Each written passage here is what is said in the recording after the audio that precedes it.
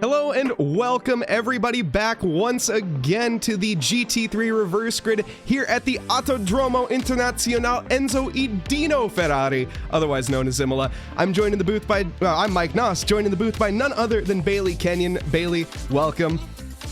Hey man, happy to be back for another reverse grid. Absolutely, it's going to be exciting tonight. We got jam-packed action ahead of us with first off, a qualifying session that will determine the order of the first race, and the second race will be flopped on its head and start in the opposite order.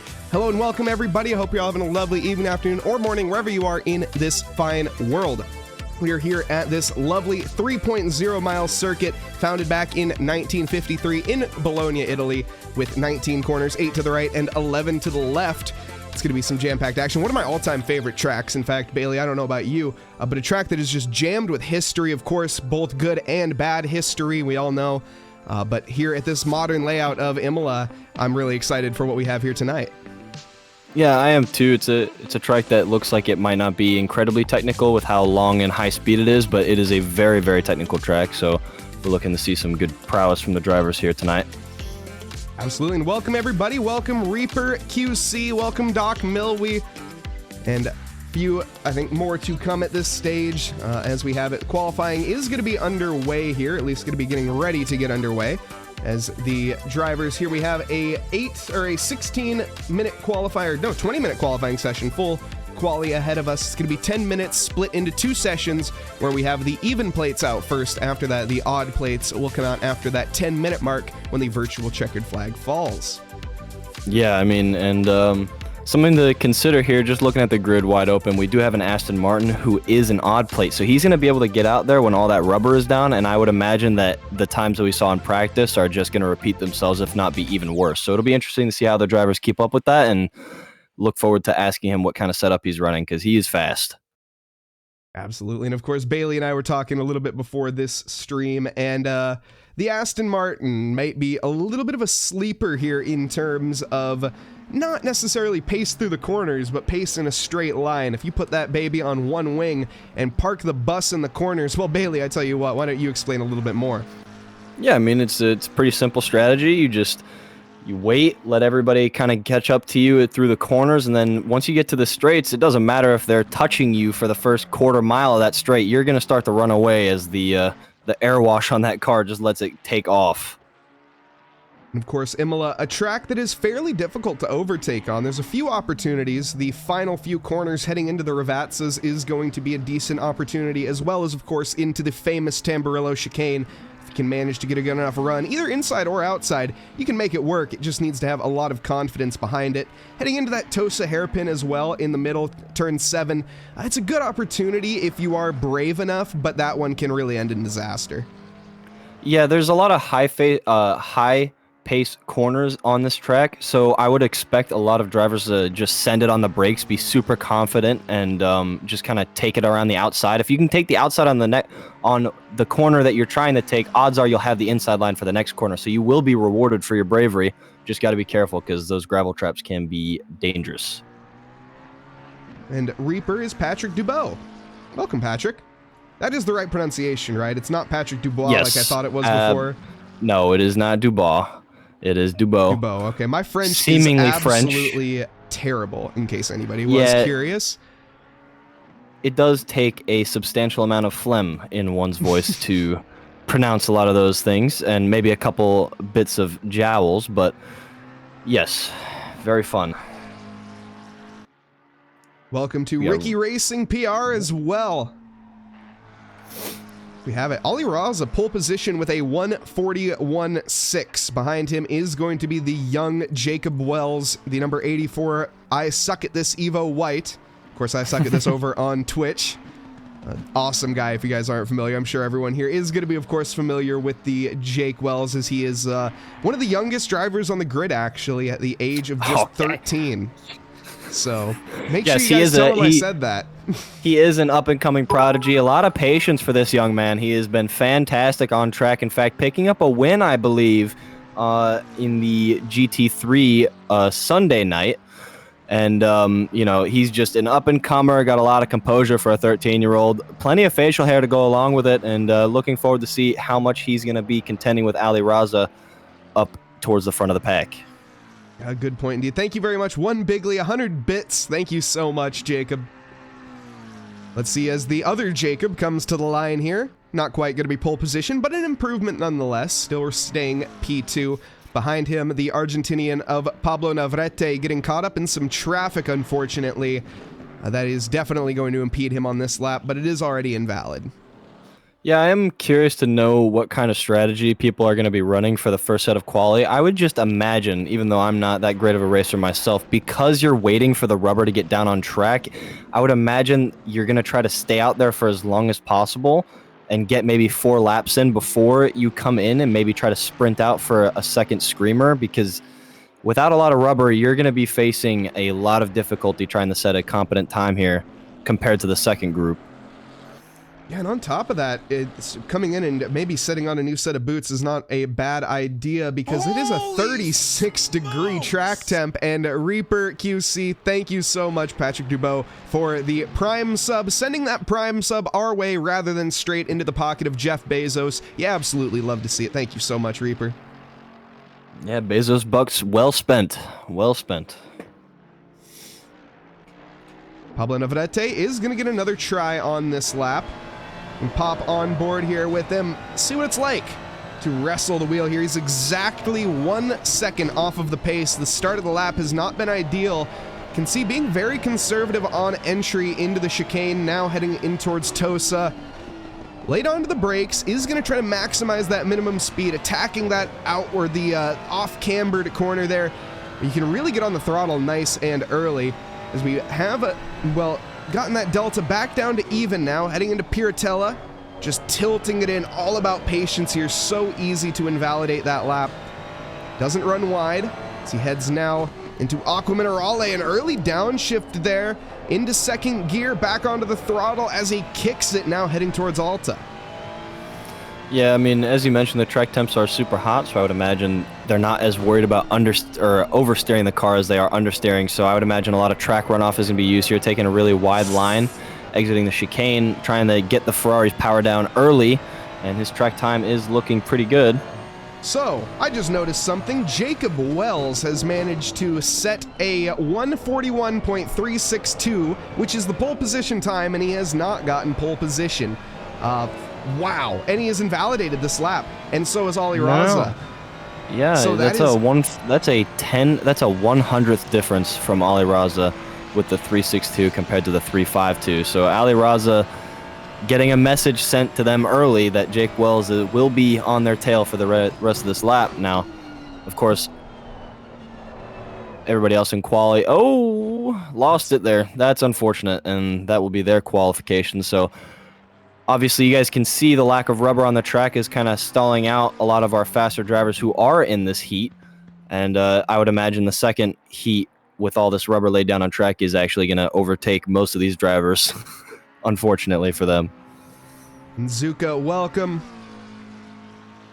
Is Ali Raza going to be trying to improve his time, trying to set that benchmarker a little bit higher for the odd-plated drivers. But I gotta say, down to the 100,000th of a second is quite the feat in terms of being there. That is 4 zeros, of course, that they are, well, 3 zeros that they are equal, and down to the 4th zero is what sends the difference. Yeah, and I mean, that's probably not strange to Ali Raza or Jake Wells. These guys have been racing at each other's throats for the past couple of months now, and you know, after the offseason, it looks like they're just keeping up where they left off. The question is, can Ali Raza actually hold off Jake Wells tonight? So far, I believe that Jake has gotten the best of Ali Raza in the past 3 races, so it'll be interesting to keep an eye on that tonight. Ali Raza has just been a monster these past few seasons. Chris McNichol, though, practicing his pit entries. You love to see it. Just wanted to highlight that. Whoa. John Hawley taking an excursion there off into the kitty litter. That will put an end to the Super Chunky Racing, the superior peanut butter, and he will have to finish off there in P7. Of course, and I mean, pit entries are very, very important, as we saw with the Alipo overtake during the Porsche Cup, which takes place Sunday nights. You know, if you don't know where you're pitting and you lose time by putting your pit limiter on early, that can cost you severely in a pit stop. So much so that another Porsche comes screaming up behind you and overtaking you in the pit entry lane. Absolutely. And Bailey, as we have it here, we're starting this lap with Ricardo Rivera. Why don't you take us on board a little bit? Oh, Lord. All right, so top speed up through the starting straight. Going to be braking wide here, send it in. Try to avoid the turtle curbs unless you're running good dampers, and Ricardo does a nice job with that. Obviously, the Porsche is a great car for cornering. This track will reward it until it gets to the straights. Comes in high, using the runoff area to come in super wide, use those track temps. Try to get the car on keep the car as high on the rev limiter as possible, carrying as much speed into this left-hander here. Keeping it in second. And now we're off towards the second sector of the track. So far, so clean into this left-hander. Getting on the power early. Into another right-hander as we come up the hill here towards the chicane. So far, lap is looking really good for Ricardo Rivera. That rubber is helping out. Use the runoff area, cut over the turtle curbs as much as you can, especially in that Porsche. Gets on the power early, using all of the runoff area as we head down the hill towards the final set of corners. Come in, get on the curb as much as you can into two left-handers. Don't want to slide in this area, trying to keep as much momentum onto the straight. That will save you a lot of time as he comes to the start-finish line. So we come around now, the final corner, the 19th corner, of course, which is the only reason the corner actually has a corner number there. Well, actually, take a look at the time. P4 it is going to be there for Ricardo Rivera as he comes across with a 1:41.6. But the reason the 19th corner exists, of course, is due to the fact that MotoGP runs here, and they use a different track layout. There's a chicane on the start-finish straight, and that is what causes that turn number 19 to exist. Thank you very much as well to Desync to my... Wait, what? Desync took my legs? I'm sorry. I'm definitely reading that wrong, but thank you very much for the follow. And I apologize for your legs, whatever has happened to them. Yeah, driving ability now cut off. Gonna be needing to wait 20 years for actual prosthetic legs that are movable. Maybe get himself a Neuralink chip while he's at it. And of course, here is the Aston Martin, the Australian driver Dink Donk, making his way to the third sector of the track. Apex. As you can see, not the greatest through the corners, but what it lacks in the cornering speed, it will make up on the straight significantly. Although it looks like Donk is doing a very good job of sending the Aston through the corners, taking a lot of that turtle curb there, not worried whatsoever. So his setup must be very interesting. A lot of times you will see drivers in third-party racing organizations like LFM running the Aston Martin on this track, mostly for the top-end speed, trying to play very defensive throughout the track, keep cars behind them so that way when you get to the straight, you kind of gain a lot of the time that they make up on you. But Donk obviously not trying to play super defensive. He is 4/10 ahead currently with a lap improvement of another 3/10. Wow. So he's not looking to play defensive at all. He is looking to just take the race away. Yeah, this is dominant. This is an insane time, to be completely honest. Currently the only driver in the 40s, might even end up into the 39s by the end of this session if he keeps up this improvement. That is some alien pace right there from the Australian driver of a Dink Donk, a 277. Man, looking good. Ahead of him here is Ricardo Rivera, behind currently on the timing charts. 1 second is the difference. The Puerto Rican e-racing driver coming through Piratella. This is going to go and use all of that track. Maximizing that minimum speed through these corners is absolutely crucial. So you can send it in. Alcaminerale, one of the most challenging corner complexes really in ACC. Off camber, both on entry and exit. So easy to run wide and invalidate. Thankfully, though, Ricardo not washing wide here. In fact, is improving quite a bit. Might even be enough here to contest with the likes of Ali Raza and Jacob Wells. Yeah, I would imagine so, which is very impressive for a Porsche. The McLaren, even after the BOP, is still one of the strongest cars in the game. And for a high-speed circuit, for the Porsche to keep up is very telling of a good driver. at least in ACC, so to speak. As we come on to the stop straight, Ricardo Rivera looking to get into the podium race right off the bat. Wow. And he does so, setting a 141.1. Insane pace. Yeah, and Dink Donk also coming in with another improvement. He can park it at this stage without literally any worry, I think, of being overtaken. I mean, Ricardo Rivera, very talented driver. I do not see him improving 8.5 tenths in this next 2.5 minutes. No, definitely not in the Porsche whatsoever. Anytime that he does send through the straights, I mean, you can see the Aston right behind him. This is a good reference pace-wise through the corners, as everybody can watch on. The Porsche does kind of come away from the Aston, but the second that straight hits, the Aston's right back behind it. That gives you the kind of layout of the land, so to speak, between the different makes and models on track. So it is not just as simple as taking your corners. Your car does matter. At current top speed, probably on your point here, current top speed, 270 kph from the McLaren, but it is also tied with the Aston Martin. So we have 3 McLarens currently all at 270 kph, and the only other car that is in that realm is the Aston Martin. So that big old twin-turbo V8 proving its worth here tonight. Yeah, which is odd, especially given the Aston Martin's gearing. A lot of times you have to start the race in second gear with the Aston Martin. So I would imagine that the McLaren makes up on the straight for its quick acceleration compared to the Aston. Which is crazy, because of course we are using the LFM VOP here, and that car even still it's just very good. But not on top, it is to be said. In fact, it's in P3, so VOP might be doing its job here. Well, I think it is doing its job. But also it definitely is doing its job. Welcome to Jace Wright, Mazzano in chat, as well as Desync Took My Legs. Welcome to the chat. Still, like I say, apologies for your legs. You know, I know there are a couple, to your point earlier, actually, when it comes to, there is a German driver, a ACC driver that I've forgotten the name of, unfortunately. I think somebody in chat probably knows. But they actually have a muscle condition, which means that they can't drive with wheel and pedals. So they actually use their head to downshift and upshift, and they use, I think, keyboard and mouse to drive. That's impressive. Along with eye tracking technology, I think, is well thrown in there. There's a couple things, but they're an alien quick driver as well.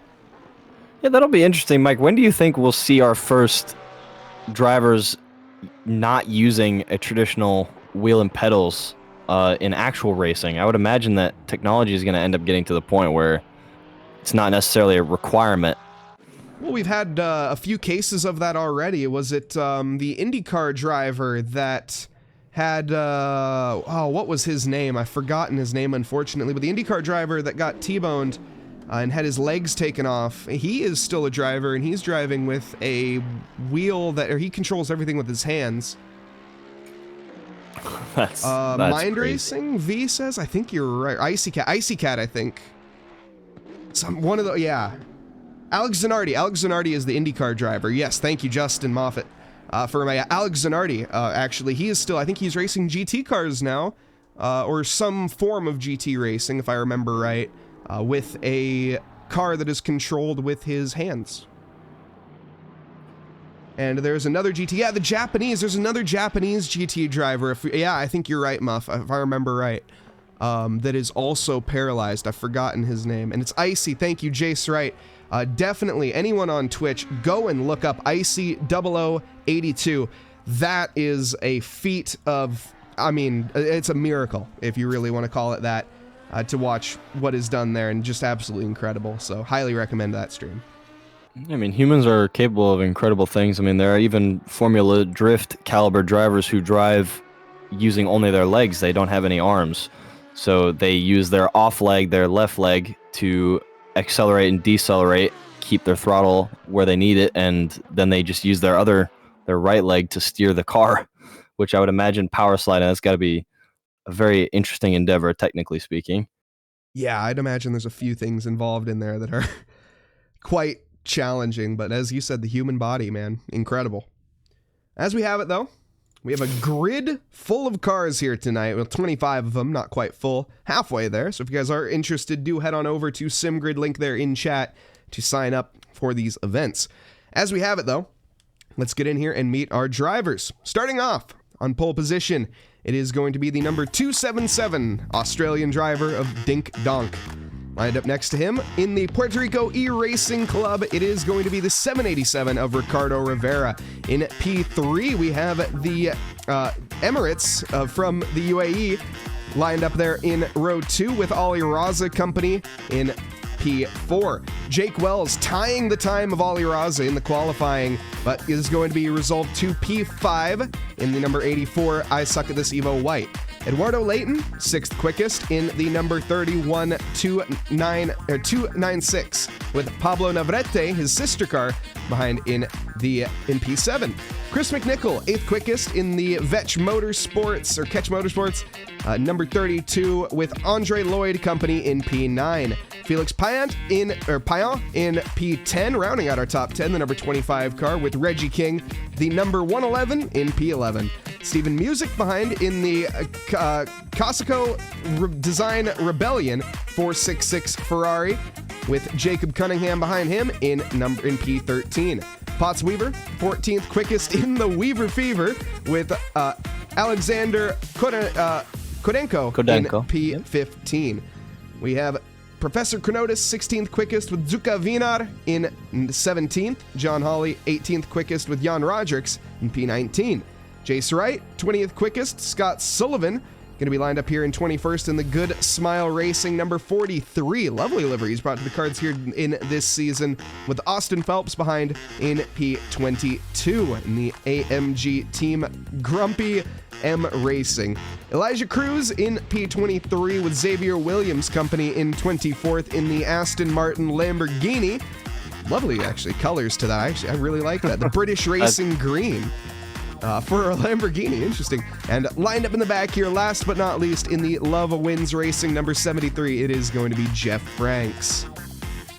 Cars going to be starting up here and getting ready for their 3.0 mile outlap here at Imola. This is race 1, of course. The next race will be determined, the order of it flipped from the finishing order of this race, so there will be no qualifying after this, but pure excitement is going to be ahead of us, of course, here at Bailey. Yeah, and I mean, you would think that sometimes perhaps you might have a messy start, but a lot of the drivers keep it clean. This is a great way for newer drivers to get experience leading a race. As we head on out now for, as you said, a 3-mile-long outlap. Get your popcorn. Go make sure, use the bathroom, everything's good to go, because we got a long outlap ahead of us. Yeah, and it is quite a few corners here, as I mentioned earlier. 19 corners, 8 to the right, 11 to the left. A very technical track. Of course, here through the first chicane, this was added back in 1994, and of course, everybody I think is very familiar why. Of course, if you're not, Ayrton Senna passing away here after the very quick left-hander that used to be turn 1, that was, of course, changed into a chicane. And we got some chatters here. V on a 3-stream watch streak. Awesome. Thank you so much, V. We have Jace Wright, who is jinxing himself, saying he'll probably spin. Well, hopefully he doesn't. We have Zool? Welcome. I'm just going to call him Shu. How you doing, Shu? And Mel's, you got to register for this. Yes, you do, Mel's. This is such a good, because it doesn't matter what place you finish in. If you finish in last, you start in first. Jake Wells taking a little bit of an exploratory outlap and crushing the polystyrene there. I think that's what you call reading chat on your outlap, everybody. Yeah. Probably his chat, too. It's always an interesting endeavor trying the stream while you're racing, because on one hand, you do want to interact with chat. Oh. Was that, has he disconnected? Is his car? Chat, can we get what an is update going here? on? Yeah, chat, what's going on in Jacob Wells's? Jacob Wells is clearly not having a great time on this outlap. It has been a bit of a challenge here, pulling a bit of a, not a George Russell. Was it Kevin Magnussen? I think it was. I have no idea, but he's going to end up starting in the pit lane. Will that refresh his McLaren I if hope he ends so. up TPing back there? I would hope so, because that's a sad way to start Oh, a no. race, especially when you did such a good job qualifying. And I was really looking forward to our classic, Jacob Wells, Ali Raza, and Emirates battle that kind of takes place week in and week out. Apparently, he has had a brake pedal that has stopped working, so brake failure there, brake by wire for Jacob Wells. He's trying to fix it. Hardware failures in a virtual race. Ladies and gentlemen, even the plagues of mechanical failure still happen here. As we that's really make unfortunate our way too. into the final two left-handers. Don't let that deceive you. We got a long ways to go still. We start very late here at Imola. We're gonna have a mile-long Noah's Ark gathering here. This one always is low. It's so suspenseful because they build up so early. But yeah, 2x2 Noah's Ark formation as they come around now the final corner. Hopefully Jake Wells can get back into this. He had a dead even pole position time with Ali Raza, of course, before the even plates came out, or the odd plates came out. As we have it though, Dink Donk lined up in P1 with Ricardo Rivera behind him. Ali Raza all lonely next to him. You can see a gap there on the grid. I'm Mike Nause at the booth. Joined with me tonight is Bailey Kenyon as we get ready to go green here at Imola. As we go around the final corner and grid up, we will go at the AWS board, and we are green, green, green now, heading down towards Tamburello. It's going to be a very even start for Ricardo Rivera here with Dink Donk, and it's going to be a favorable line for the Aston Martin as we head into the braking zone. 3 wide, cars off onto the grass. It's chaos and carnage already, bumping and banging throughout. Everybody managing to avoid the Lamborghini, though, that did spin. I think that was only one car that got caught up in that somehow. Maybe a few more now have been relinquished in that, unfortunately, but as we have it, we're still green, moving on through the first chicane. Yeah, a lot of carnage back there. Everybody keeping it tidy, and it looks like everybody is still racing. Of course, a couple cars in the back straggling now. Those, I believe, were the Lamborghini and the Porsche that took each other out. And other than that, everybody else looks pretty unscathed. Here we go. Emirates trying to battle here with Ricardo Rivera, the Puerto Rican, falling back off the tail of Dink Donk. The Australian driver we saw in the qualifying was having an electric pace, and it looks like that is going to transfer over into the race here tonight. Hopefully, we see Jake Wells restarting. Hopefully he can get back in and finish enough of this race to qualify to start at the beginning of the pack in the next session. So it's not all over for Jake, but I gotta say, it's been so unlucky for him in these Trackalicious races. Yeah, he is down but not out. He is back in the pits. He did disconnect for a moment there. As we take a look on to Christopher McNichol in the Catch Motorsports Ferrari, looking up the back of Navarrete. Pablo here. Oh, he's gonna, actually, that's Lloyd going for a look onto Chris McNichol into the first Ravazza. Isn't able to secure it. Now coming through the second. Gonna be trying to get a much better run onto the start-finish straight. It's gonna be a bit of a challenge, though, for that Porsche. Of course, the Ferrari, absolute rocket ship. The Porsche, very nimble through the corners, but that flat six engine, not quite all what it's chalked up to be for horsepower.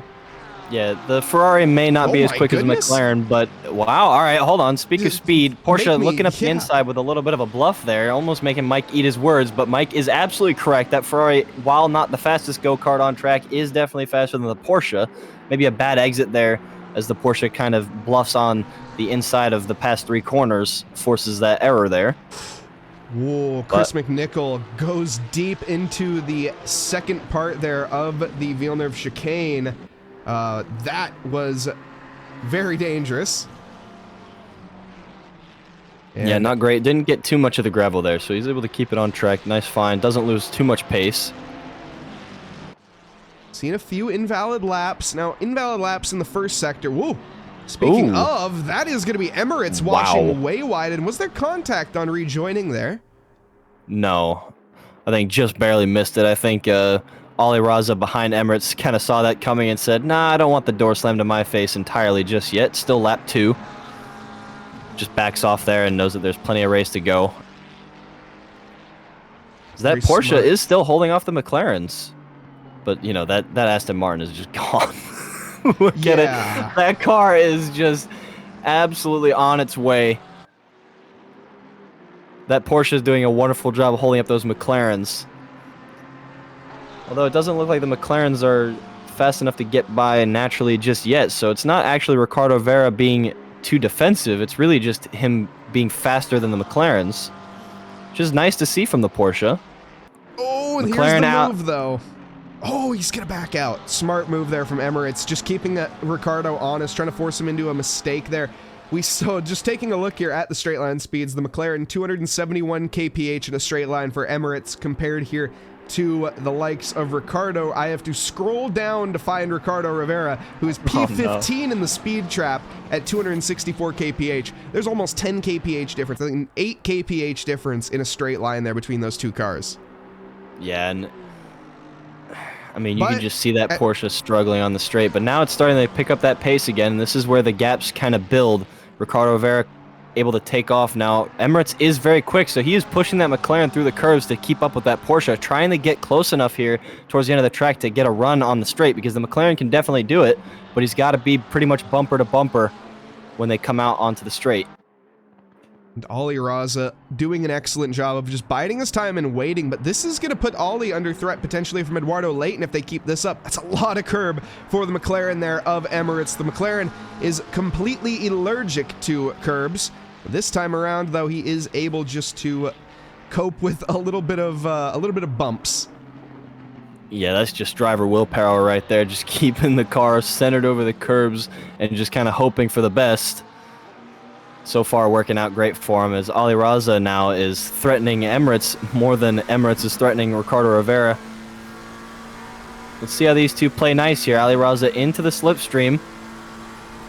Emirates trying to zigzag his way, but Raza is just right up the inside. Will he go for the move? No. Stays smart, stays up to the outside, maximizing the braking distance to get a good run through the chicane. And Emirates takes a better line and starts to pull away. And a battle that looked like it was about to start ends very quickly. But Emirates, though, now onto the back of Ricciardo Rivera in these curvy sections. That is what he is going to need. Steven Music has had an error a bit further back. Looks like that is plummeting him down the grid. Unforced, potentially, or contact. We'll never know. We're going to stick with this. Unfortunate. Although he will not retire like one other car did, so we still have him out on track. Steven Music is also not a slow driver, so there is plenty of time for him to catch up to some of the other drivers in the back of the pack there. Ooh, Christopher McNichol going for a move on the inside of that Audi, and the Audi goes incredibly wide, trying to stay in the racing line. Now, I'm not sure what you would call that, Bailey, but I don't think I would call that one necessarily the racing line. I think Jacob Cunningham should hand that position over to Chris McNichol. Yeah, he should, but he won't. He's going to shut the door on that Ferrari. Chris McNichol must be raising his fists in the air as that Audi is taking a rather nice gamer line to the outside dirt right there, trying to keep his pace up to stay in front, and yeah, that's just not great. Of course, we do have stewarding in this league, I believe. So used to the GT4 rookies Monday night, as the Audi leads onto the straight, has a little bit of a wheel spin there on the back left tire, and let's see if this Ferrari can keep up. We're really seeing the fact that the Ferrari is not incredible in a straight line. Despite having the slipstream and having a better run, he is struggling to get anywhere near to even fake a move. Sends it on the brakes, though. Gets into the turn 2, turn 3 chicane, and trying to close that gap. This is fascinating looking at this speed chart here during the speed trap. The Ferrari 296 is actually one of the slowest cars overall. Yeah, that's... Oh, here's the move, great. Though. Into Here we go. And it looks like that is going to stick. Not much of a fight. Jacob Cunningham does go a bit deep there. Almost looked intentional. Not sure if that was maybe Jacob reconsidering the battle earlier or if that was on merit, but looked fairly cut and dry there for Chris McNichol. Oh, and probably not. That is, yeah, seems to just be sending it wide in that sector of the track. Audi is not helping him out there. Driver error, and we see a very, very clean pass from McNichol, who takes the P9 spot. And now Cunningham needs to worry about the Weaver Chronotis train coming up behind him. Those two are very fast drivers, and if he's going to keep making mistakes in that sector, he's going to lose 2 more positions rather quickly. And another thing that he needs to keep an eye on, of course, is track limits, as I'm almost certain he has at least 2 warnings picked up after those previous 2 laps. So if you pick up 4 of those, there's no need for a steward investigation. The in-game stewards are going to automatically penalize you and give you a drive-through penalty for exploring track limits one too many times. Exploring track limits. I like the way you put that. Yeah, he's really testing the waters. And let's see on the straight here, the Ferrari compared to the Audi. I'm not sure if the Audi is quite in slipstream range, but it's going to close that gap quickly.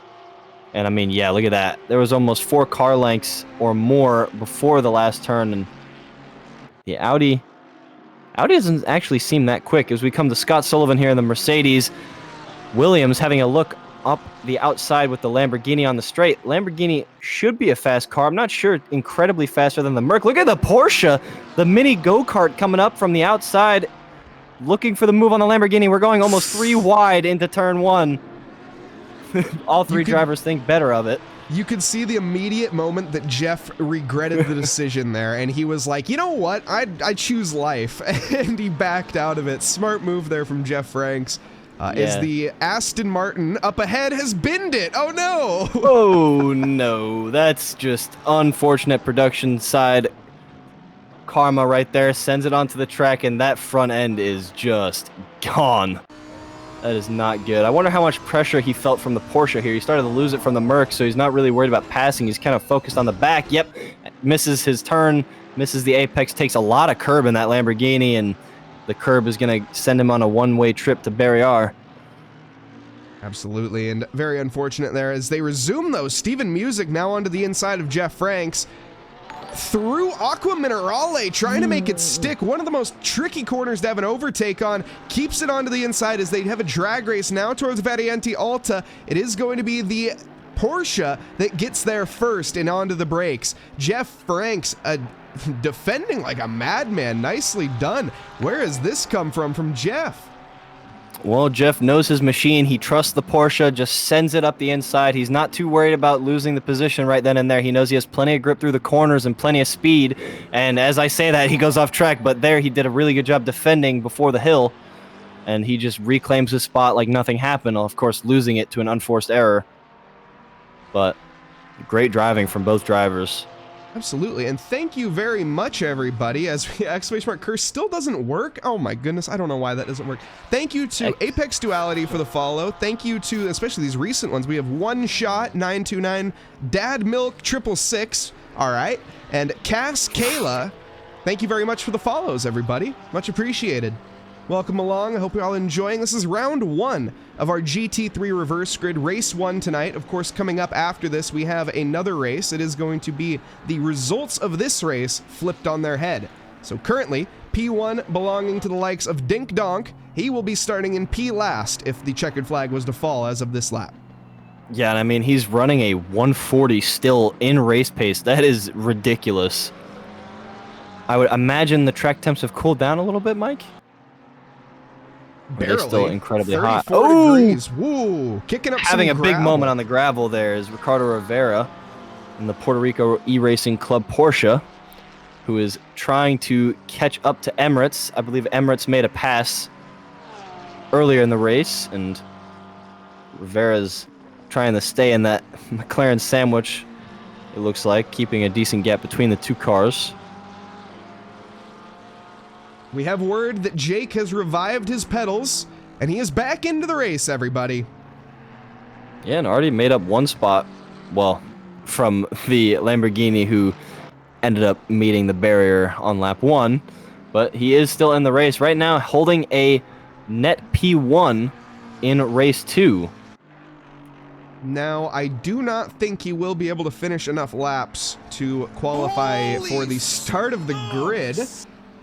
Cass Kayla, thank you so much for the subscription with Prime Gaming. Thank you.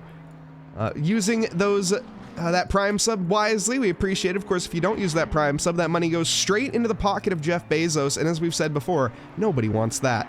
So thank you so much, Cass. Yep. Take your Bezos bucks and use them. Free money is hard to come by these days. Looking on track, not an incredible amount of action. There are a couple packs of cars.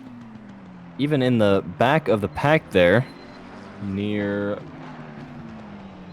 I am not quite sure, but nobody in a heated battle just yet. So we head to Jan Redix, or Actually, John Hawley. Yeah, John Hawley actually has just caught the bumper rather quickly, I've noticed, of Jace Wright.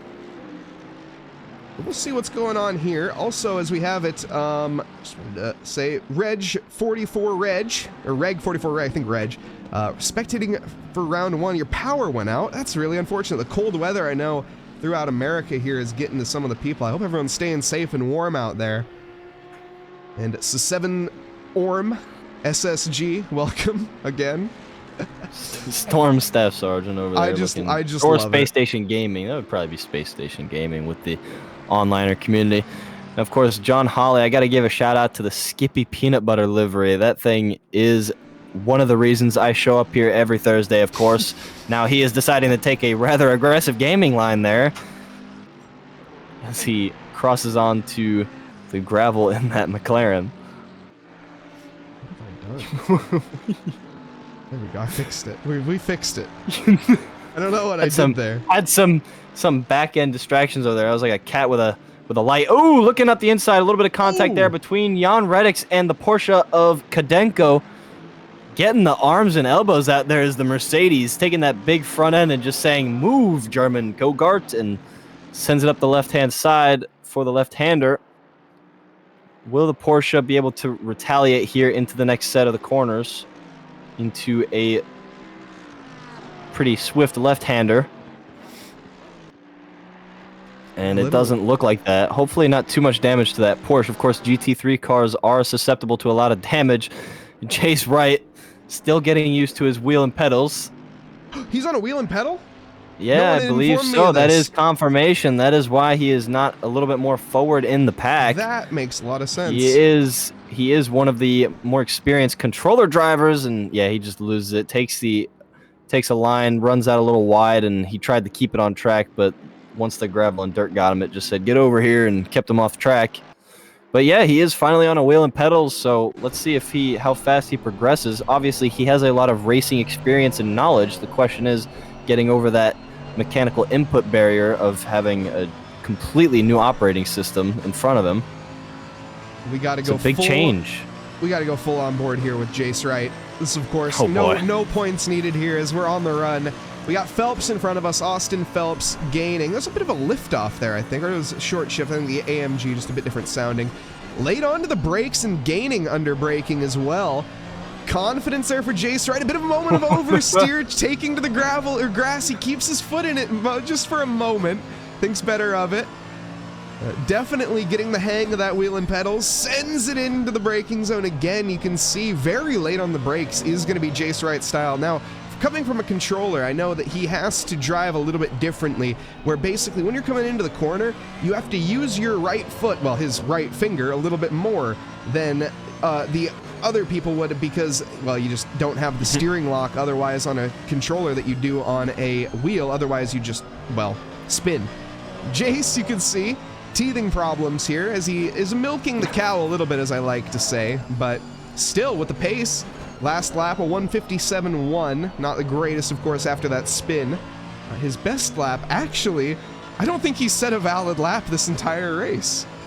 That would be a shock, going from a finger input system to a full body input system. Obviously, he's mentally kind of fighting a war in his head. He wants to take a really aggressive racing line because that's what he's used to.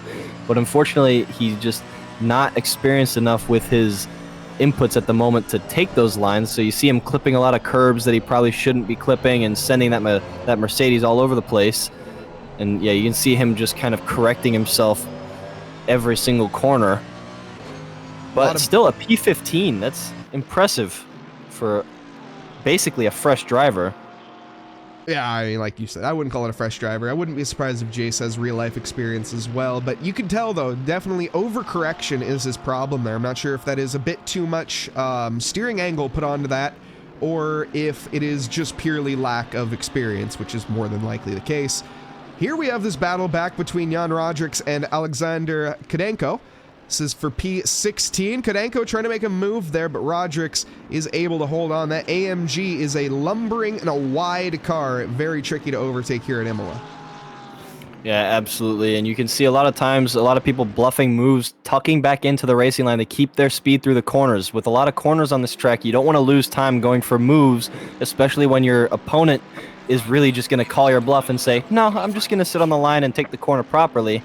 And you can sit there, bluff, and lose a lot of time. So see the Porsche tucking back in there, obviously runs a little bit wide. And the Mercedes now pulling away. A lot of close calls this race. A lot of people trying for moves. Just hasn't been too great, as Kodenko is taking notes from Cunningham earlier. Exploring the track limits, as we say over here. Somebody also exploring track limits is Jace Wright, who's got Jan Rodrix right behind him. Loses a little bit of time on that corner. Let's see if Jan Rodrix can close this gap. It's going to be tough. He will have one more lap to do it. Oh, yeah. I mean, look at the time. We've got 44 seconds left. So this will be the last lap, looking at Dink Donk, who is just climbing the field. I mean, where is Dornella when we need him possibly to contest that pace? I don't really think that would help, to be completely honest. That Aston Martin is just roaring down the track. He's pretty quick. He's pretty quick. He pulls up. Also, he pulls up to the other Aston Martin. We totally missed him. Emirates got by Ricardo Rivera at some point here. Apologies for that. But yes, also one shot in chat. How long are these races? They are 2 20-minute races that we are going to be having here tonight. We do, of course, have other races that we offer. We'll get into that a little bit more in between the sessions. But if you are interested in the meantime, you can take a look over at our sim grid, link there in chat. You can find all of our events that we run. Yeah. So we hop on board to the Mercedes train following Austin Phelps in the AMG Team Group M the leaders Racing. Finished the race. Dink Donk has come across the line and finished P1 by an absolute mile. Emirates going to be about 10 seconds behind in P2. The number 1 driver, the Emirates Stardust from UAE. And then followed up by that will be Ricardo Rivera, and then Ali Raza in P4. Eduardo Leighton does come across the line in P5 in the Just Driving team number 31 with Pablo Navarrete, his sister car behind in P6. Yeah, I mean, great clean racing from everybody. Outside of individual mechanical failure and a slight incident at the front of the race, looks like everybody who started is about to finish. So that's always good to see. Everybody streaming in slowly. If you don't mind, I would like to go to Aaron Phelps, or Phelps in the Mercedes. We do have a slight battle here as Austin Phelps runs a little bit wide. And that 333 car. Yeah, and that's just unfortunate. Both drivers committing a slight error there, trying to race, and what is that line there? Yeah, Austin still managed to take the position. Yeah, I was like, are we inviting him in for a pass? What is the move here? Austin Phelps just taunting Jan Rodrix a little bit in that other Mercedes, just saying, anything you can do, I can do better, as he crosses the line there, taking a rather wide line. Everybody coming up to finish the race. There's Zuka Vinar we saw on the final lap. He is going to be on the first lap. He is going to be coming home for P last this time around. We're going to head back to the booth. So welcome back, everybody. And we will be getting into our next session momentarily as we have to restart the server, switch everything over. We got some questions in chat here. You'd love to see it. Very new. We got like 30 hours and maybe 12 on the wheel. So one shot, if I have some advice for you, why don't we pop on over here for a moment to our calendar scene while we wait for this session. As well, of course, we will have post-race interviews in the next race. But for now, you can take a look here. We got a lot going on here at TRACKILICIOUS, but what's going to be relevant for the newer drivers, of course, is going to be our GT4 Rookie Championship. We have 2 20-minute races that we have on Mondays at 8 o'clock Eastern Time. That is up next, round 2, going to be at Kyalami. And that is where I definitely recommend you start it. Of course, if you are new or looking to get into that sim racing, the league racing element, as well as joining some communities, the TRACKILICIOUS Discord, definitely a great spot to start as well. I'll put a link there in chat.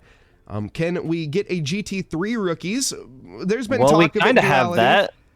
Yeah, we Yeah. kind of have that. If you look over at the Porsche Cup, that cup is a exclusively Porsche GT3 race, which we almost have 20 plus drivers for at the moment, which is insane. A lot of the people that race there, you have a lot of really fast people, you have a lot of really new people. It's mostly just a fun, chill race. You can gain a lot of GT3 experience without too much risk, as opposed to, you know, the GT3 Sunday night race, which is a real points race. So if you do want to race GT3s, definitely check out the Porsche Cup every Sunday at 7:30 p.m. Eastern Standard Time. The next race is Coda on the, I believe that's the 21st. Yep, the 21st at Coda. That'll be our GT3 and Porsche Cup Championship. But now, onto that as well, the GT4s I think are a much better start for the rookies. I know, of course, people always say, oh, well, the GT4 is their DLC, right? And it's, you know, yes, they are the DLC, I won't lie, but it is definitely worth it. The GT4 is a bit more of a controllable beast than the GT3s. You're not relying on all that invisible mumbo jumbo. You don't need a PhD to do setups for them. You just kind of go out there, you slap on the basic safe setup and you drive, and you have a good time in the GT4s. Obviously change your tire pressures, but that's about it. The GT4 is just a much more forgiving car and able to cope a little bit more with the rookies, in my opinion, as well as, of course, our GT4 Open that we have, which is open to everybody for our patrons. More on that, though, in a little bit. Of course, we have Syntho Drive on Wednesdays. That's AI racing. Just a little bit of fun. Definitely show up to the stream and chill for that. Nothing to sign up for right now. We have our West Coast Championship on Thursdays. That is going to be coming up in February on the 7th, starting at 11 Eastern time. But of course, that's going to be 8 p.m. for the Pacific time. We have our Porsche Cup, which we mentioned, on 7:30 Eastern. We have our Reverse Grid, which you're watching now, and our GT4 Endurance Series, the first of every February, as well as a couple special events there on the right. All of these, though, are available on SimGrid, and that's enough talking. Wait, hold on. No, it's not. We got to go back to that scene again because, of course, thank you very much to our Patreon members. Their names on screen. Thank you so much, especially to our V12 Exotics, V8 Muscles, and Inline 4s. You guys are amazing, especially, though, to our V12s. You guys are absolutely amazing. So thank you all. You make what we do here possible. And, yeah, thank you very much. As we go back to the booth, though, yeah, sounds like my kind of thing to learn the GT3 setups. Might have to get in there and try it. So that's the biggest thing as well, is just come into the Discord, you know, talk with some of the people in here. They can always help you out. Everyone here, we got people practicing throughout the week. Definitely just join in. If you see people, or just join in, people will join you and do some driving. It's just a nice, fun, casual time and a bit of fun. But as we Bazooka, we focus mostly on real engine variants for our Patreon supporters. The V10, V6, and V16 over here. I mean, a W16 is true. They used to put those in those long Mercedes and stuff. Is that W16 sounds like it's a it's like an Formula oil One car. tanker, like an oil tanker engine. You know, those big boat engines that are the size of buildings. Isn't the W16 the Formula One car? Isn't that the Mercedes? Isn't that the Mercedes? Bugatti is W16 apparently. One bigly, AI racing, AI commentary, AI liveries. This place is nuts. Yes, Mike is a robot. All you guys miss in between streams is him actually plugging in and recharging. Glad to have you with us here, Mike. You know, I appreciate the love. But no, thank you, everybody. Are there coaches in the Discord? Not per se. There are people that are willing to help you out. There are coaches around.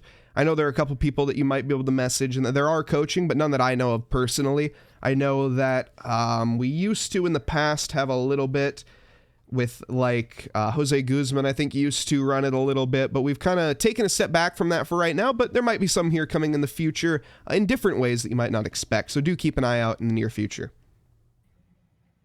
Yeah, there may not be coaches by title, but there is definitely at least 100 years plus of combined experience in this Discord server, so feel free to ask everybody. Everybody's pretty relaxed and chill, so don't feel scared to just kind of approach anybody.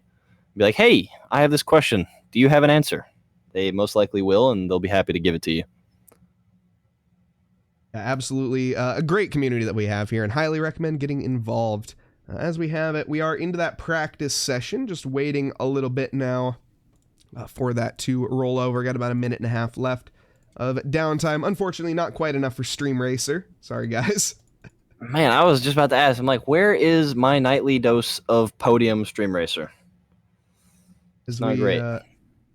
We don't have a qualifier. If we had a qualifying session, I'd happily do it, but we don't. So, we don't got the time, unfortunately. Maybe we should consider it during the 3-mile outlap. Something to discuss beforehand, of course. Yeah, you know. Drivers are going to be heading out here in about a minute, which we will show you who will start the race. I don't think it will, as Mike was talking about, I don't think it will be Jake Wells. I think he didn't complete enough laps. I'm not sure what the rules on that are. Jake I Wells, suck at this. thank you so much. Speaking of the man, it's been subbed for an entire year. That's a long time there, Jacob. That is quite a long time. 1 whole year. Didn't want enough laps. So, he's going to be starting in the back of the grid now. No, fair enough. He's right where he needs to be with the likes of Ali Raza, the likes of course, Ricardo Rivera, and the likes of Dink Donk. To be fair, if he did race the race naturally, he probably would end up being in the back anyway. So, that's a calculated effort right there from Jake Wells. Hawk Milwee with... It is an average-sized water bottle, everybody. It is an average-sized water bottle. Just because it's half gallon, all right, doesn't make it large. It is very fair. The thing is humongous, Mike. Now, see, now you're just water bottle shaming me. Were you that kid who was walking around with the gallon of water that you'd pick up from 7-Eleven the same morning, and it would be gone by the second class of the day, and you're refilling at the water fountain, and you got a line of 20 people behind you, just like, dude, can I just get 3 sips before you sit here for 5 minutes like you're filling up a water tanker, go deliver something for a pool? I feel attacked. I feel personally attacked right now. I did do wrestling back in high school, so yes, I was that guy that carried the gallon water jug around, and I'm not even joking. I want you to know you were the single reason 20 people were dehydrated for 20 minutes at a water fountain at some random high school.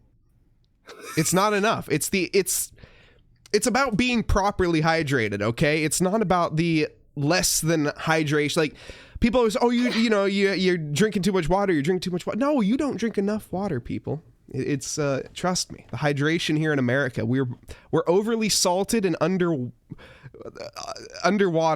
We'll leave it there. Overly salted in multiple ways. Yes. Going to look for one that looks like a moonshine jug, says Doc Millie. That would be hilarious. As I got my water here.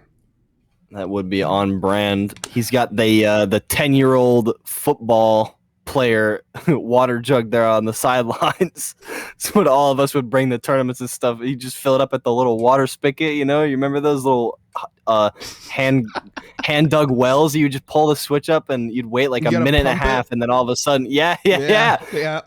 Those are less than sanitary typically, but it's all good. You city people wouldn't understand the struggles of drinking underground creek water. It's just well water. There's nothing wrong with it. Yeah, but it's not filtered like a New England water. You get a life straw. Not sponsored, those by weren't the way, out. But those weren't out when we were children, Mike. That's true. Those were not a thing. Why don't we get on into the session here? As the formation lap is going to be getting underway relatively soon. And I need to figure out how to fix that. But as we have it here, we have our drivers lined up on the grid. And we have quite a few of them to get through here with not much time, as I definitely didn't realize. As we have it, starting off here in P1 now. Of course, this is reversed from the previous results. It is going to be the number 43 driver of Austin Phelps lined up in P1 in the Good Smile Racing. Next to him is... Wait, hold on, what? Hold on, go back, Mike. Give him his credit. Scott Sullivan in the 43 Good Smile Racing car. Mercedes AMG. We gotta reconnect everything here. Why is... Everything's broken right now. Is it broken on your end? It is, yes, it is broken on my end. All right. Well, we're going to still do it nonetheless, as we have it. Starting off P1, it is going to be Scott Sullivan in the number 43 AMG with Jeff Franks lined up in P2. We have Steven Music in third with Kodenko. Fourth quickest, Jan Roderick's going to be coming home in fifth. Austin Phelps, sixth fastest with with Jace right behind in seventh. John Hawley going to be eighth fastest. We have Professor Chronotis in P9 with Potts Weaver in 10th, Jacob Cunningham in 11th, Chris McNichol 12th fastest with Felix Piant behind in 13th, Elijah Cruz, Andrew Lloyd is going to be 14th quickest with Pablo Navarrete in 15th. Eduardo Layton 16th with Reggie King behind in P17. Jacob Wells 18th quickest after not finishing the previous with Ali Raza in 19th. Ricardo Rivera 20th quickest with Zuka Avinar in 21st. Dink Donk 22nd and Emirates in last but not least. Now, as we get in here, I need to fix everything because things are not working. Yeah, go ahead. Something messing up there a little bit there on Mike's end of things. Pulling a little bit of an Eric Gakasian in essence. We are getting back to our normal flow of things. Okay. I think I need to just reconnect to the race, unfortunately. So we're going to head back to the booth momentarily here and just do a quick little rejoin. Don't worry. And hope that fixes it. Don't worry, everybody. It is a 3-mile-long outlet. How is everybody doing today on this very, very cold Thursday? As we get back into it now, let's hope everything works. No, nothing. Might have to switch some. Yeah. This is very frustrating. ACC TV, why you got to be broken like all the time? This is what happens when a game developed by people who grew up in arcades manages to last until 2024. Some slight technical difficulties here as we head through the second chicane of the circuit. Working our way down to the final set of corners. Down the hill. Up the hill, then down the hill. We do appreciate everybody who comes in almost every single night to watch these races, even if you are not racing. As we start to filter into Noah's Ark formation. Looking for a very, very clean start here from everybody. Technology is awesome. All right. We're good enough for right now. You got you back? Yeah, we're good? Good enough. All right. So, Noah's Ark formation for the next 45 seconds before we get to the start line. Yep, Scott Sullivan here on in P1 in that Good Smile Racing number 43. Jeff Frank's going to be starting off in P2, the number 73 Love Wins Racing. I'm Mike Nause in the booth. Joined with me is going to be Bailey Kenyon as we get ready to go green here for race 2 of our GT3 reverse grid. Round 1 here at Autodromo Internazionale Enzo Idino Ferrari, otherwise known as Imola. We are going to come creeping around here in the calm before the storm. We will be going green, green, green now as we head down to the first chicane. Scott Sullivan is going to be off to a commanding start as Jeff Franks falls quickly behind, side by side behind for Steven Music and Kudenko. As the concertina happens, it's already bumping and banging. And it is chaos and carnage. We may see a race restart here tonight, folks. Oh, no. That was a really bad crash. I am not quite sure what happened there. I might have to go to the replay. That was one thing sprung into the next, and everybody was so close together. And when a crash happens in the braking zone, not everybody is able to kind of get out of the way of that. Let's take a look back here and see what happened as we go 3 wide in almost 2 rows. Contact there. Looks like somebody tried to get off the track and avoid a wreck, and it was actually even the group up front. It wasn't even the group that was going 2 sets of 3 wide. Oh my goodness, that's just not a great way to start a race. I think there was at least 8 cars involved in that collision. And because of that collision, everybody, for the most part, is actually kind of spread out now. Yeah, very, very unfortunate, and you absolutely hate to see that here on lap 1. It looks like we are going to be continuing no race restart, so that's going to be massive for Scott Sullivan and the top 3 up here at the front. Steven Music as well did get that overtake onto Kudenko. We see behind side by a little bit of tight action between Emirates and Jan Rodricks. Out of shape went the AMG. That's going to be Austin Phelps, who is going to get swamped and go backwards here for a little bit. Yeah, Ali Raza and Emirates working their way up the pack. Half the field almost eliminated in that first lap. Gave them a great head start, really. And so They were starting at the back of the pack, and they managed to climb up really quickly. Austin Phelps able to put a move on to, I believe that was Ricardo Rivera there in the Puerto Rico E-Racing Club, Porsche. Scott Sullivan still leads this race. He's really hoping that Steven Music and Kadenko can hold up Emirates. Emirates is a ridiculously fast driver, so I would imagine it won't be incredibly long before he's on the heels of that Porsche, making their way through those turns. No problem yet. That Porsche is looking to put a move onto Steven Music in the 466 Ferrari. Jeff So Franks. we have a look at Jeff Franks. He has gone backwards here. He started, of course, in P2, currently down to P8. It's tricky, of course, for some of the drivers, of course, that are not quite at that front pack pace, getting swamped very early. But I will say, this is quite blistering pace from these top three. Now, the question is, are they going to work together, or are they going to try to battle it out here? As we continue through Aqua Minerale, it looks like Scott Sullivan is a bit of a bottleneck right now. We're Three wide. 3 wide up the hill currently. 3 wide for the bottom 3 of the pack as they enter the chicane. This is not a good idea. All 3 of them trying to give. Emirates trying to take the space. He sends himself off the track. Emirates started in That P was- last. Yeah, but he's just worked his way up the field. I'm sure that these drivers at the front, like Scott Sullivan, were not expecting some of the alien drivers to be up their rear within the first half of the track on the first lap. As the Porsche of Kadenko sends it wide, Emirates happily takes that position. Looks like Steven Music is actually behind Kadenko now with that chicane incident, and Emirates is now in P2. Yeah, dominant. Side by side we go, Scott Sullivan and Kudenko. Kudenko did get the overtake just last lap and is going to have the favorable line into the chicane, but Scott Sullivan going to have to get onto those brakes a little late, isn't able to do so. Kudenko keeps it under control. We see a bit further back, Ricardo Rivera battling with Austin Phelps, and Dink Donk also making his way through the field. We had a question earlier, who is this Australian driver? We have no idea. Is new to the league and absolutely an alien, so happy to have him nonetheless, but he's quite quick. Yeah, very, very fast.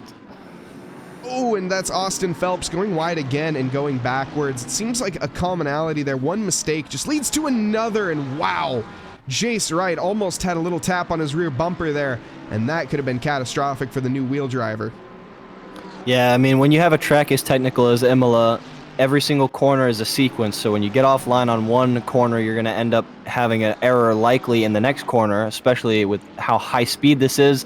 One error leads to another, and then you're just losing positions like it's nothing. Ali Raza climbing up another position, trying to get up to Emirates.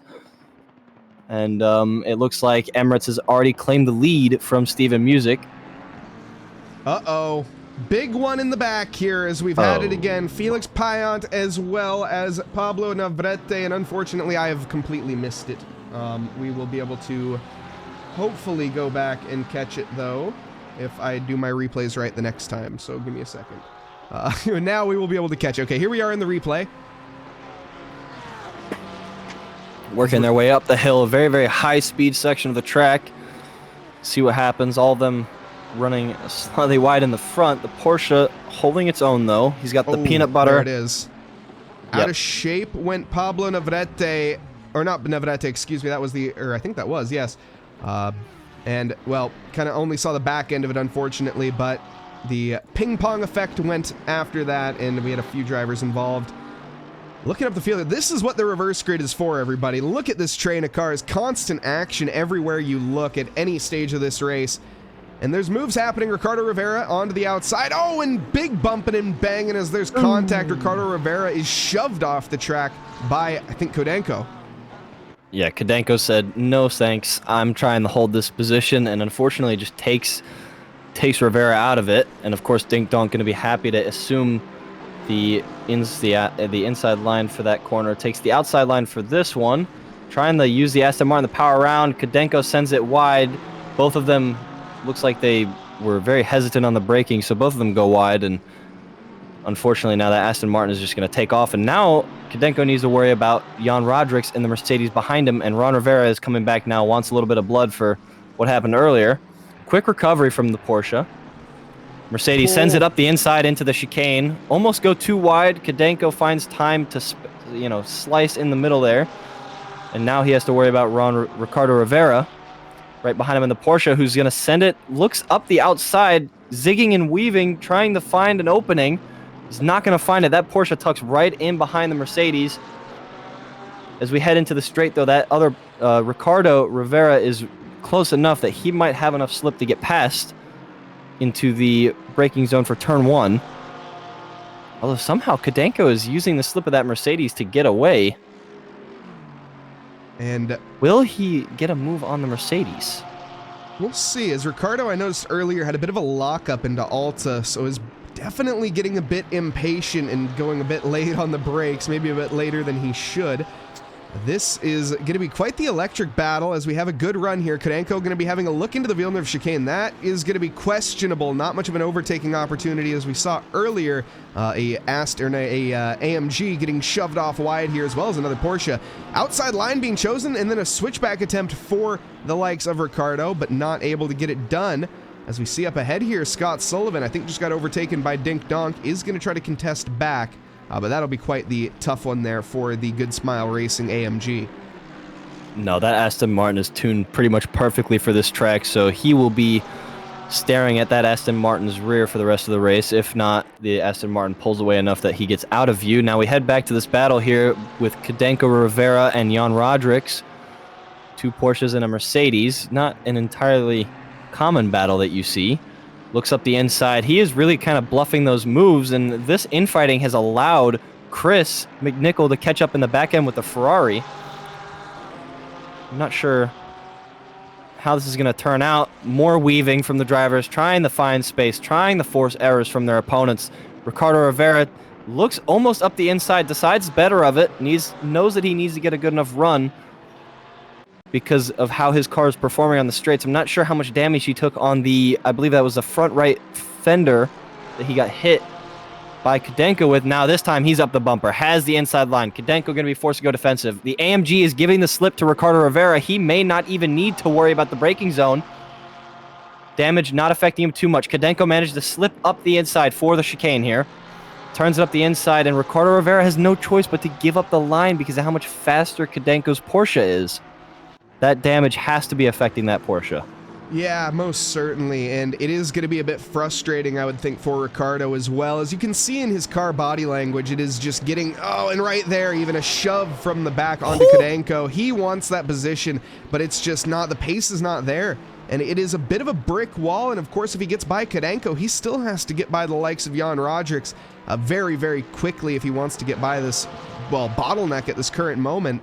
It's turned into a bit of a knife fight in a phone booth, though, as I will say, and that might be the opportunity. Kadenko, that seems to be his favorite line through that quarter complex. Yeah, him and Cunningham love to swing it in the dirt there, hoping for a little bit of a speed boost somehow. I'm not sure that's how that works, and Chris McNichol happy to take a position away from Kadenko. As I was saying earlier, one series of errors in one corner will lead to another error in the next.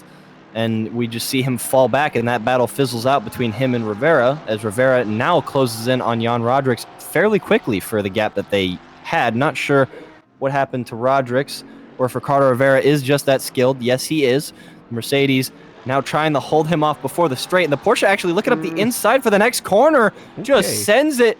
Both drivers trying to go too wide into that corner. The Mercedes is just not that fast, so apparently the damage is a non-factor for Ricardo Rivera. Once he made it past Kadenko, that was over rather quickly, and now the Ferrari of Chris McNichol is looking up the slipstream of Rodrix's Mercedes. It was very ambitious, that's for sure, and Ricardo, luckily he didn't get punished, as Jan should have really just let him through there and then carried the speed down into the first corner, into the Villeneuve chicane, and then just Tamburello, and then just taking it back. But that isn't what happened, and Ricardo is, as you said, just that quick. He finally has a bit of clean air to go and catch Scott Sullivan, but that has really pushed his hindrance towards a podium position here tonight. Looking a bit further back, Jake Wells, that's big damage picked up, and I don't think the aerodynamicists quite had that in mind when they designed this car. No, but they are still P12 and P13, proving that some damage can be overcome. Now that Audi coming into the section that he was struggling in earlier in the first race, Let's see if Jacob Wells, with all that 13-year-old experience, can get by. The Audi keeps it tidy through that corner, and looks like he is kind of cleaning up this sector as he goes along. He's going to stick on that rear bumper there of the Audi, carrying the speed as we head on towards towards Alta. There's no move attempt either. Now that right there, I think, shows you that the pace of that McLaren is down in the bucket right now. He is going to have an opportunity on the exit, heading towards the Ravazzas, and with the inside line, he should have this done and dusted, but will that extra damage hinder that straight line speed and the braking abilities? Not as of yet, but it looks like the 27 gets out of shape. Does have to force the McLaren to get out of shape too, and it looks like Jake is going to have to stick behind and might actually be under threat from Eduardo Leighton. Yeah, Jacob had a lot of confidence going into that set of corners. Managed to force an error from the Audi, but the pace of the McLaren is just not there, and now he's got Edward Leighton looking up for the inside move. He doesn't go defensive. He doesn't want to give up this position, but he might have to here as this Ferrari looks up the inside, heading into the braking zone. Both of them proper on the brakes. Clips the curb and takes out Jacob Wells almost. Jacob Wells into the gravel track. Let's see if they give that position back. It does not look like there's any intention there. Let's go and take a look at this again. I think that one is pretty clear cut and dry. As we approach the apex here, Jake Wells taking it very, very deep, leaving more than enough room on the apex. That wasn't even a driver's error there. The Turtle just kind of flipped that car out on the left-hand front. He lost a little bit of control there, and unfortunately, Jake Wells was punished because of that. So, you know, unfortunately, that is just the dark side of driving the Ferrari. He took a little bit too much curb. We head up to Christopher McNichol, now battling with Jan Rodrigues. Jan has shown his defense so far, done a great job of it, and we see actually that Kodenko and Chronotis, well, Chronotis has found this pack now, but Kodenko has fallen off quite a bit at this stage, 2.5 seconds, and that could be due to that damage that we saw earlier from Kodenko, or that spin. But Chris McNichol, as of now, going to be gaining that back bumper. Actually, Ricardo Rivera has found the overtake onto Scott Sullivan. That happened very suddenly. I think Scott with a bit of an error into the final corner. And now what is Chris McNichol going to have here onto the start-finish straight? Shouldn't be too much. That Ferrari cannot, I would argue, shouldn't catch the Mercedes, but it looks like he's doing so, not even using the slipstream necessarily. Closing into the Mercedes in the braking zone. Mercedes takes a late break, and they head through the chicane. A little bit of buffering on my end. Apologize about that. Had kind of a delay. Chris McNichol closing in really close behind that Mercedes. Through into the right-hander, and they are bumper to bumper now. See if he can get this move done. Now they get to hit the rev limiter and try to make their way up this hill into the left-hander. Well, I was just going to touch on the battle here between John Hawley and Jeff Franks, but as I was about to switch to it, it seems that Jeff Franks has unfortunately found the barrier once more.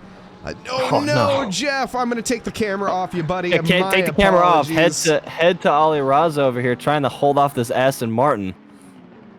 This is definitely interesting. This is going to be a good experience for the viewers here as you see a car that is significantly faster pace-wise because of setup against a driver who is extremely fast but has experience holding off said driver.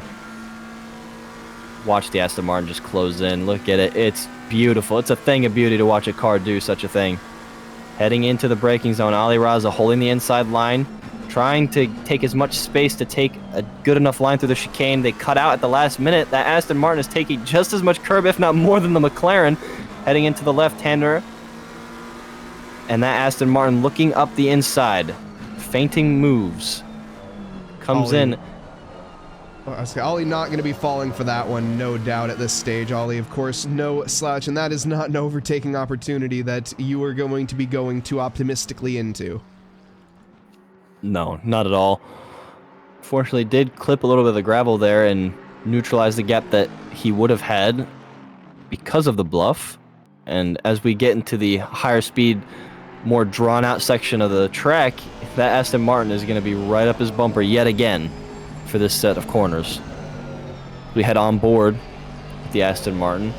See, adjusting that brake bias on the fly, that is what shows you a skill level of a driver. If you have the ability to head on into Aqua Minerale while in the middle of a battle and still have the mental capacity to change your brake bias slightly more forward for Aqua Minerale, yeah, you're pretty talented. So hats off there to Dink Donk for that. Yeah, and I mean, speaking of talent, Ali Raza through the chicane managed to pick up a good 3 or 4 tenths there. So proving again, the car does not necessarily make the driver. As we head up the straight, just watch this Aston Martin gobble up this McLaren again. And this is the kind of battle that I was saying, you know, you're going to have cars that are more tuned for the turns and taking more corner speed. Meanwhile, the Aston Martin is just going to gobble you back up in the straights. And it's just a constant mental battle in these turns here to keep this Aston Martin just enough back. That way, when he does get to the straights, he doesn't get in front of you. Because once he's in front of you, that's it. He's just going to sit on the apex, and you're not going to be able to do a thing about it. So, you say this, right? Now, I want you to take a guess. Who do you think the fastest car in a straight line currently is? I believe it would be Ali Raza. No, actually, and you're not going to believe this, it is Ricardo Rivera in the Porsche, who has the highest straight line speed by 1 kph over the Lamborghini Gallardo of Ducavinar. Pardon me, what? And then, on top of that, the BMW in third in terms of the speed trap. Well, the BMW is a fine car, just very, very unwieldy to drive. I'm surprised that the Porsche with damage is the fastest. I don't think Must be Ricardo, because damage? Donk has been... He does, I don't yeah. think Donk has actually... Yeah, he got tapped in the front, I think, a couple of times there. I believe that's probably actually a consequence of Donk not having a lot of clear air. He's kind of been stuck behind Ali Raza for a few laps now once he managed to climb his way up the field. That's and I think that is the difference maker. As we look at Jacob Wells now looking up the inside of Navarrete, my bad. I think he actually just got overtaken by Navarrete. He is falling backwards, Jake Wells, right now, and it's just due to that damage that he picked up on the front. Very challenging at this stage of the race, and Jake... I know in Jake he's not going to be too happy with this one, and, well, he can get back on the saddle in the next one, of course, and I hope to see him out there. But this is emotionally going to be a tough one, I think, for Jake. Yeah, it's definitely been quite the night. I mean, Ferrari looking up the inside there, getting a little ambitious on Kadenko's Porsche. Kadenko obviously has had racers behind him almost all race now. He cannot catch a break. There has been no clear air for him. A little bit of damage on the Porsche, too, from the right side, and that Ferrari is gobbling up the Porsche. How is he looking on the inside line? Will Kadenko try to defend? Yes, he will. He'll take the inside line. The Ferrari trying to brake as late as it can. The Porsche will still outbrake it, including even Jake Wells. McLaren, he almost has to seal the door. McLaren getting a run there. It's another scary moment for Jacob Wells. He is not going to be happy with that. He would have had the Ferrari that driver too. Closes out the line. Yeah, that's just a damage. younger driver. Yeah, I mean, it is the damage. Plus, I would be inclined to argue that Navarrete closed off that line a little late there. I feel like once Jacob Wells had his fender in the door. Well, as we have it here, this is the race win here. The UAE driver Emirates is going to come to the line here for P1 tonight with a stellar drive. Managed to take the lead of this race, I think on lap 4 or 5, even before that maybe, which is just incredible. Behind this, Ali Raza does manage to hold off Dink Donk all the way to the end. The Australian driver is going to take home P3 for the Aston Martin, and, well, 16 seconds behind him is going to be Ricardo Rivera. Yeah, I mean, a great race from Rivera with a damaged Porsche, obviously setting the highest pace. He managed to find clear air and work his way through all the traffic that he needed to. Emirates really should be thanking Ali Raza for the job that he did holding off Dink Donk for the majority of that race, and he may want to consider paying him a favor in the next GT3 race. It's still great driving from Emirates, but the fact that Dink Donk was unable to get past Ali Raza at all was really the thing that sealed the deal as they kept fighting with each other. They're both out of fuel. Are they both out of fuel? No, they're not. They're just Okay, they're playing. They're just They're playing. being goofy, No, but that the was- Porsche manages to sneak through and get a couple positions. No, was I that? think he did. Yes. No, he didn't. Never mind. That was John Hall. No, that's a back marker. Lloyd. No, that's a back marker. Yeah, that's a back marker. So Jake Wells, I think Suzuka Pablo did run out of Navarrete. fuel. I think did Pablo run out of Navarrete did give that position back to Jake Wells at the very end, I think is what happened. So that was Jake paying a little homage there to the respect from his fellow driver and compatriot there, which is nice to see. Yeah, overall, it's just a great race as we look at Jeff Franks here heading towards the start-finish straight in that incredibly beat-up Love Wins Racing Porsche. Just look at it from the back. It looks much better from the rear than it does the front. Okay. And just pay no mind to the damage on the front end there. And of course, we are going to head back to the booth. And welcome back, everybody. What a race it's been. Emirates taking P1 with Ollie Raza in second and Dink Donk in third. Incredible. Zuka running out of fuel at the end. You hate to see it.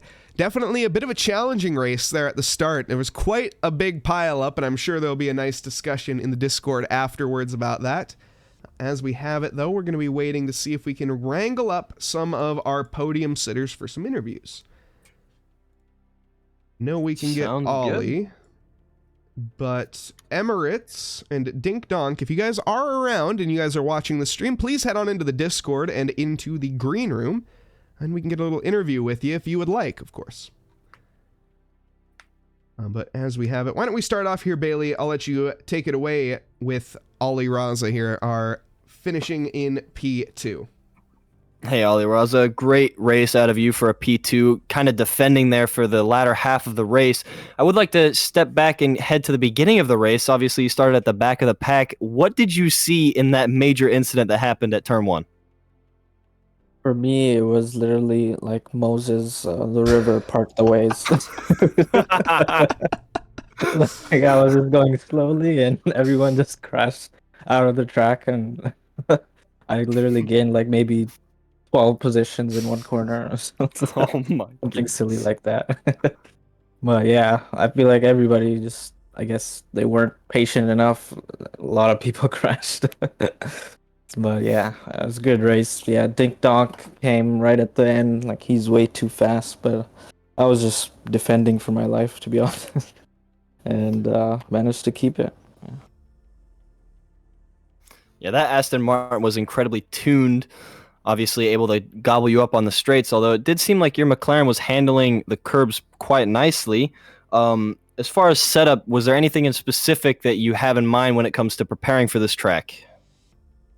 I think you kind of want like soft setup. I mean, most of the setups these days are all soft, but over here, yeah, you want soft. You don't want too high of a rake, and it's just a matter of finding the right wing setting. It's hard. Each car is different, but once you get the right wing, it's good. And were you running a low or a high wing? Slightly lower. I think it was like in the middle, like wing 4. Which is like slightly less than half. Excellent. And as we have it, Ollie, is there anyone you'd like to thank for this race? Oh yeah, thank you for like you guys streaming, and Chrono as well for the bot, because I was managing it, so I just hit the reverse grid command and it all worked. Absolute champion Chrono is. Well, thank you very much, Ollie. Congratulations on your P2 and your P2, if I'm not mistaken, right? No, at the first race I got P4, I believe. P4, okay. Yeah. Well, congratulations nonetheless, and we'll see you in the next one. Thank you. Up next, we are going to have Ricardo Rivera, who finished P4 in this race, and, you know, not quite the P3 finish, but Bailey, why don't you take this one away, as we are missing a couple of our podium finishers. I mean, man, that Porsche was amazing, handled great, obviously setting the top speed of the track there for a minute. Ricardo, talk to me about what happened between that battle of you and I believe that was Kadenko there that lasted a couple of laps. You tried for a couple of moves, accidentally got tapped once. Kind of talk me through that, what you were feeling and what you were seeing. You're muted, Ricardo. Yeah, you are muted. Sorry, guys. All good? Yeah, I was, well, not desperate, but trying not to lose Raza. That was dealing with all the traffic in front of me. And yeah, that battle with Korenko basically took me out of any contention to be any further in the front. But this stuff is really fun, actually. I gotta say, like Glad. we were mentioning there, Ricardo, fastest in a straight line in a Porsche. What sort of setup were you running? I'm just curious. That's like a fact, or Yes, you Yes, were this is a from statistical fact. literally on the last lap. On the last lap, you were beaten by 1 kph from Dink Donk in the Aston Martin, but you had P2 in the speed trap at 272 kph. well, in the first race I was using Max Win, and since how fast were the McLaren behind me? So Like the basically, McLarens in race 1 were very fast. In race 2, they were not as quick. yep, I lowered the wing as crazy and lowered the rear end basically completely, and lowered the wing a lot to be able to pass the cars on the straight. So I sacrificed lap time, but my only chance I think was thinking of passing the straights. I will say, it definitely seems like it worked out for you, and driving on the knife's edge was probably pretty fun, I would imagine, too. Yeah, totally. Awesome. Well, thank you, Ricardo. Is there anyone you'd like to thank before we move on? Oh, thanks to like you, to you always. Thank you. You do And, a any great job of sponsors? streaming. I know you got your No, Puerto Rico e-racing. they're not been paying well recently. Negotiating fair wages. No, is the no, no, Spurs no, era. Some of Sounds them like, were watching the stream, so yeah. Say hi to everyone that always Awesome. whatever support me any way or the other. Yeah, if you'd like to say something important in Spanish as well, feel free. No. All right, fair enough. No, thank you, Ricardo. Appreciate it, man. And good luck in your See you next like one. always. Yep. See ya. Awesome. Well, that was it, everybody. The reverse grid here on Thursdays. Dink Donk. Oh, hey, you're in chat. Would you like an interview while you're here? Come on down and... You are more than willing or more than welcome, Dink Donk, to head on into the podium or the green room if you would like, and we can get a post-race interview. It's totally up to you, though.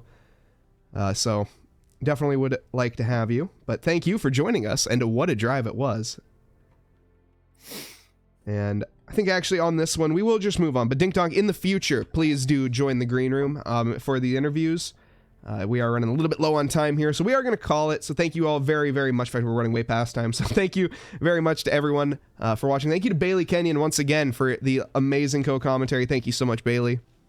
Hey, I mean, I appreciate the compliments there. It was fun to be here. Thursday Reverse Grid is probably my favorite night of the week. And, I mean, yeah, I was just happy. It was a great set of racing. Yeah, absolutely. And Dink Donk, yep, no worries. Most people don't their first podium, so don't worry about it. Just in the next podium that you get, head on into the green room and you can get an interview. Like I said, it's completely up to you. You don't have to, not mandatory. But we'd love to hear from you. So, and thank you very much and congratulations on your win. That's gonna do it though. We're gonna raid Jake Wells, the young 13-year-old Jacob Wells. So do head on over and compliment how young he is. It is. Of course, his facial hair and whatnot. But no, thank you all once again. I'll see you guys next Sunday, I think, is the next stream. So thank you all. And hope you all have a lovely evening, afternoon, or morning, wherever you are in this fine world. Thank you, and good night. Awesome.